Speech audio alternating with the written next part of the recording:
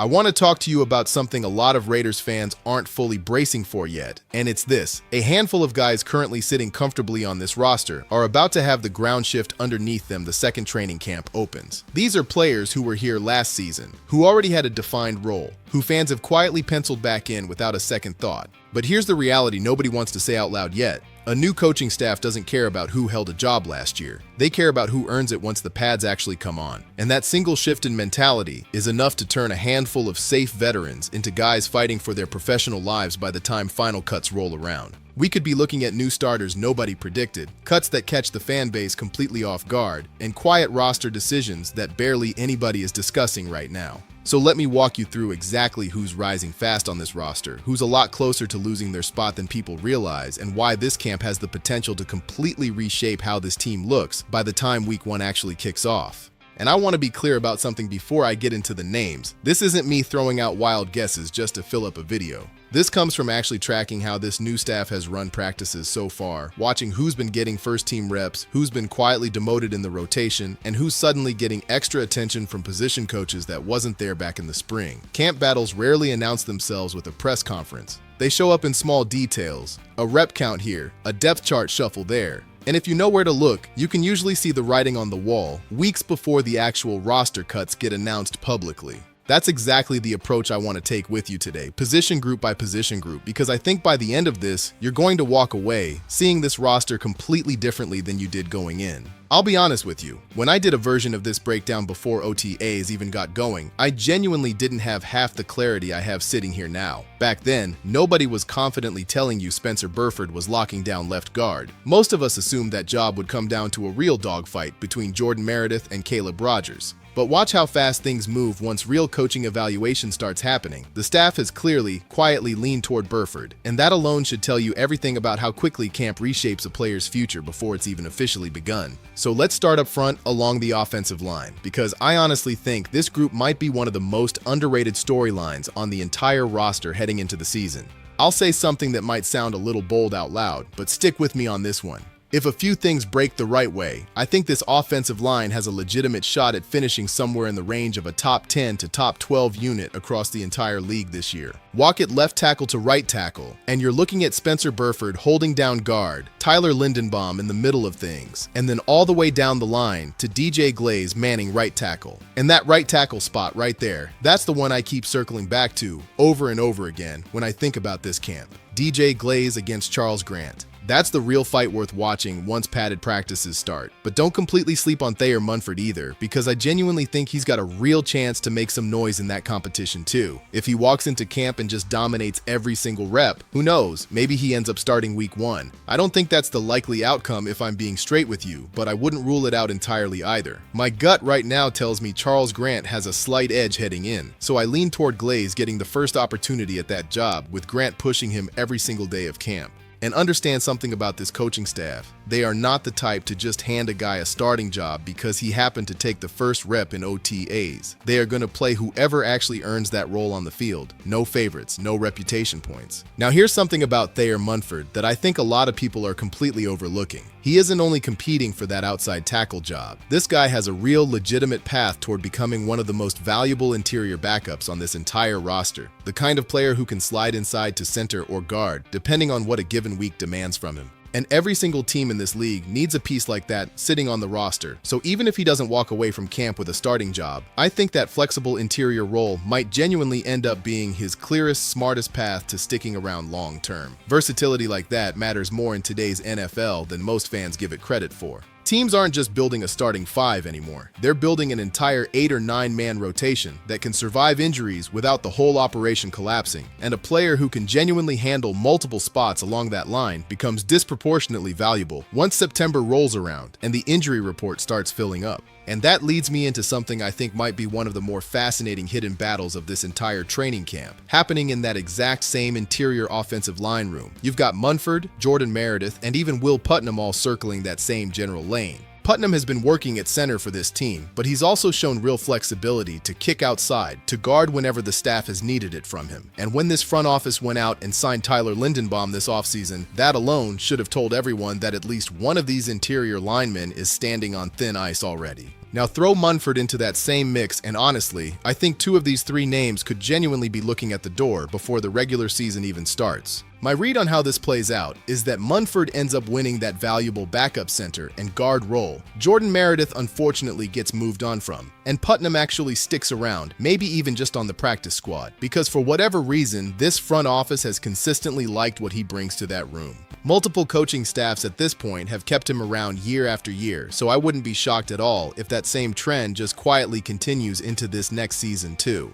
Now here's something that might genuinely surprise you. I don't think the most underrated position battle on this entire roster is happening at receiver or cornerback or even along the offensive line. I think it's happening at quarterback. And no, before you assume anything, I'm not talking about the starting quarterback conversation you're probably picturing in your head right now. I'm talking about Aiden O'Connell against Kirk Cousins for that backup role behind center. I fully believe this team ends up carrying all three quarterbacks into the season: Cousins, Mendoza, and O'Connell. Cousins gives you that steady, experienced veteran presence, and honestly, I think he's one of the better backup quarterback options in this entire league if you drop him into the right offensive scheme built around his strengths. But here's what I actually want to watch play out over the next few weeks. I want O'Connell to walk into camp, look genuinely sharp, and legitimately push Cousins for that number 2 job. Picture this scenario. Chip Kelly walks in one afternoon and says, "Look, we brought Cousins in here to be that steady, dependable veteran presence, but O'Connell has flat out outplayed him, and we still want to put our best football on the field this year." That's an incredible problem for a franchise to have, because if O'Connell wins that job and goes out and plays well early in the season, this team could end up extracting real, legitimate trade value out of him before the deadline arrives. So yeah, I'm genuinely rooting for O'Connell in this one, and I think this quiet little battle ends up being a lot more compelling than most people are currently giving it credit for. There's something almost poetic about a young quarterback who's already been through the fire as a starter, now having to fight from behind just to secure a backup job, and how he handles that pressure is going to tell you a lot about his mentality heading into whatever the next chapter of his career looks like, whether that's here in Vegas or somewhere else entirely. Let me pivot away from the offense for a moment, because the story on defense is honestly just as dramatic, maybe even more so once you start digging into the depth chart room by room. I'll just say it plainly, somebody in that room is getting cut this summer that a lot of fans genuinely aren't expecting. You've got Tonka Fasoli, Adam Butler, Thomas Booker, and Jonah Laulu, and I think most people have already comfortably penciled all 4 of those names in as safe roster locks. But then what actually happens with a guy like JJ Pegues? What happens with someone like Karen Smith, a player this team paid legitimate money to as an undrafted free agent? Or Bryce Kavanaugh, who this team drafted in the 7th round of this year's draft? None of the 4 names I just mentioned as locks are true, dedicated nose tackles either, and that's exactly why this front office went out and specifically signed Bo Ben-Shawel, a straight-up run stuffer built to anchor that interior. So now you're already sitting at 5 defensive tackles on this roster, before you even get down to the younger names still fighting for a spot underneath them. And when I really sit and think it through, I don't see this roster realistically carrying 6 or 7 defensive tackles on the active 53-man roster come week 1. So my gut tells me maybe Pegues, Smith, or Kavanaugh makes the cut. And honestly, I wouldn't be shocked at all if all 3 of those names end up getting cut loose, with maybe only one of them getting brought back onto the practice squad afterward. This room is absolutely loaded with talent. Don't get me wrong about that part. Laulu and Booker are young pieces this staff genuinely wants to keep developing. Butler is your best interior pass rusher on the roster, and you're not just letting a player like that walk out the door. But being loaded also means somebody genuinely talented walks away disappointed once final cuts actually come down. And that reality probably isn't going to feel great for a fan base that's grown attached to a few of these names. From there, let's move into the secondary, because I think this might genuinely be one of the more fascinating 3-man battles for 2 open spots that I've seen heading into a training camp in quite a while. I feel good about Jeremy Chin locking down the starting strong safety role, and I feel good about the starting cornerback jobs coming down to Eric Stokes and some combination of the rookies, guys like Zykeem Massey, Jermard McCoy, or Darian Porter. But strong safety depth in slot corner, that's genuinely where things get interesting to break down. Jacorian Bennett doesn't have his contract situation fully resolved yet, but he's clearly being developed and groomed as the starting slot corner for this defense moving forward. Then you've got Isaiah Polamau, a guy who took real reps at slot corner throughout camp last year, but who also got legitimate snaps at free safety, rotating in and out of that role alongside Chin.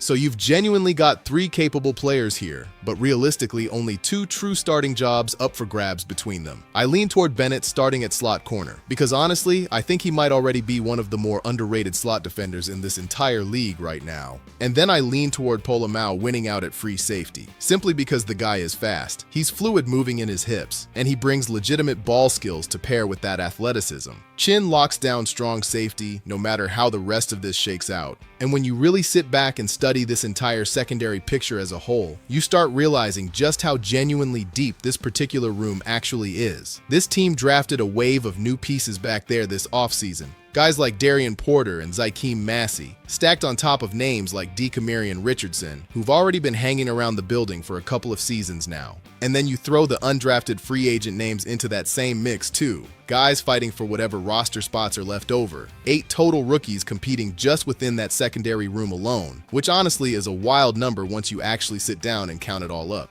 When you have that much youth and that much draft investment concentrated in a single room, camp stops being a formality for a lot of these guys and starts being a genuine referendum on whether this scouting department actually nailed their evaluations this offseason. So this camp is genuinely going to be must-watch television for anyone trying to figure out who makes that final 53 and who ends up settling for a practice squad spot instead. Alright, let me wrap all of this up by talking through the wide receiver room, because I think this group remains very much up for grabs heading into camp. If this team ends up keeping 5 receivers on the final roster, I think 3 of those spots are basically locked in already. Jakobi Meyers, Trey Tucker, and Jack Beck have all earned their place through contract structure, draft investment, and straight-up production on the field a season ago. That leaves you realistically fighting over maybe 2 more open spots at the absolute most. Colston Benson is a name I keep circling back to, simply because this team actually used a real draft pick to bring him into the building, and that alone puts him firmly in the mix for one of those remaining roster spots. And then you've got Dante Thornton going head-to-head against names like Philip Dorsett and Tyshawn Young for whatever's left over.